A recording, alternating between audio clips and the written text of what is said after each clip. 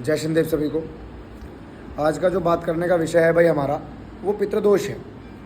बहुत सारे टॉपिकों पे लोग आके पूछते हैं कि भैया हमने मड़ी बना दी है पितरों की, हमने 5 ईंट रख दिए हैं, हम गंगा जी नहवा लाए हैं, बार बार हमारे घरों में दिक्कतें आती हैं। पंडित जी हमें कहते हैं, मतलब कोई भी दिखवाने वाले वो हमें बोलते हैं कि भाई आप मड़ी बना दो या फिर आप जो है किसी प्रकार से उनको गंगा जी नहलाओ तो आपकी चीज़ें ठीक हो जाएंगी। भैया देखो, पहले तो ये विषय जानने की ज़रूरत है कि पितृदोष के साथ में कहीं कोई क्रिया तो नहीं है। आपके घर के देवता पितरों को किसी ने बांध के उल्टा तो नहीं किया है, कहीं किसी प्रकार का कोई भोग, किसी प्रकार की कोई बलि, किसी प्रकार का कोई बंधन करके उनको उल्टा तो नहीं कर दिया, उनके साथ में कोई प्रेत बाधा, उनके साथ में कोई नेगेटिव चीज़ तो नहीं लगा दी है जिसके कारण वो तुम्हें रोने का भाव दे रहे हैं, तुम्हारे काम काज व्यापार बढ़ोतरी में बाधा उत्पन्न कर रहे हैं, तुम्हें अन्य अन्य प्रकार के शारीरिक कष्ट जो तुम्हें बन गए हैं उसमें दवाई गोली लगने में बाधा उत्पन्न कर रहे हैं, और उसी के साथ में तुम्हारे शादी ब्याह से संबंधित जो विषय हैं उनमें बढ़ोतरी में बाधा उत्पन्न होने से मतलब एक तरीके से बाधा उत्पन्न कर रहे हैं। तो हमें ये जानने का एक तरीके से पहले हमें ये समझ लेना चाहिए कि पितृदोष के रूप में हमारे ये मड़ी के बनाने से, 5 ईंट रखने से क्या वो कार्य हो जाएगा। अगर कोई बंधन लगे हैं, किसी तांत्रिक ने आपके पितरों को बांध रखा है और उनको गलत रूप में किसी देवी देवता के नीचे रख के चला दिया है, तो वो मढ़ी को गंगा जी में नहलाने से या फिर आपको वो उनका खीर पूरी चढ़ाने से विषय नहीं कटेगा।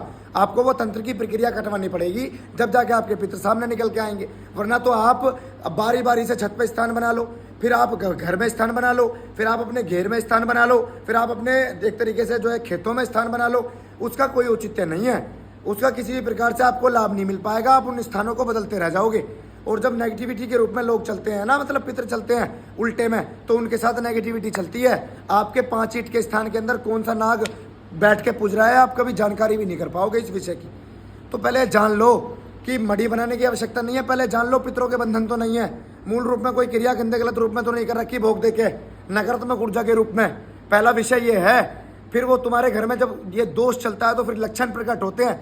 रात को सोते सोते 12 से 3 के बीच में कभी भी इंस्टेंट चौक के चमक के झटका लग के आँख खुलती है, कभी भी खानों में बाल निकलने शुरू हो जाते हैं, तुम्हारे बढ़ोतरी के काम होने बंद हो जाते हैं, तुम्हारे घरों में आपस में वैचारिक मतभेद की दिक्कतें बननी शुरू हो जाती हैं। समझ में आया? जो भी बढ़ोतरी का कार्य होगा उसमें दिक्कतें हो जाएंगी। बनते बनते रिश्ते जो आपके बिल्कुल 99% बन गए हैं वो इंस्टेंट किसी कारण से टूट जाते हैं।